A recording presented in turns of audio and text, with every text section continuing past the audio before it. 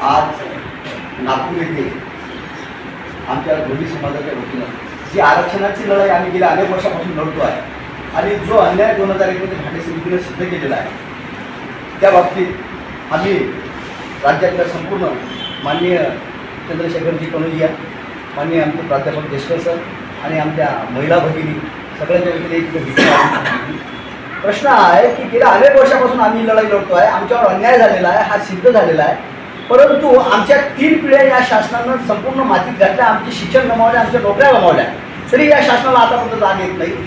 माननीय मी मुख्यमंत्र्यांचं अभिनंदन करेन की हेच देवेंद्र फडणवीसजी मागच्या वेळेस 2015 मध्ये विरोधी पक्षामध्ये असताना यांनी आमच्या धोबी समाजाच्या नागपूरच्याच मोर्चामध्ये त्या मोर्चाला सामोरं येऊन जो अन्याय आमचा सांगितलेला आहे तो धोबी समाजाला सुद्धा माहिती नव्हता। महाराष्ट्रातला इतकं सखोल अभ्यास करण्याचा या विषयाचा आहे। आमची त्यांना आता विनंती राहील, प्लस आम्हाला आता आंदोलन करायची वेळ येऊ देऊ नये एवढीच आम्हाला त्यांना विनंती राहील।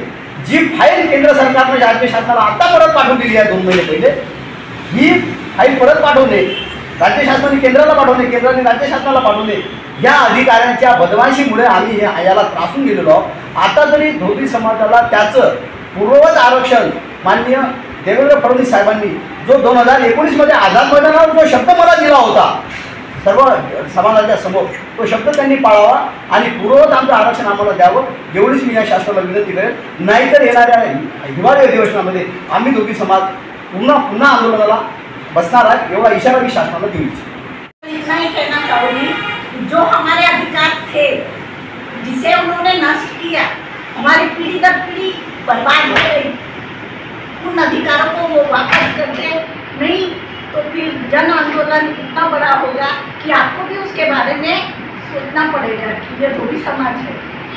मैं हमसे ये विनती करती हूँ कि उन्होंने कहा था कि जब मैं सीएम बनूंगा तब मैं आपके समाज को जरूर न्याय दिलाऊंगा।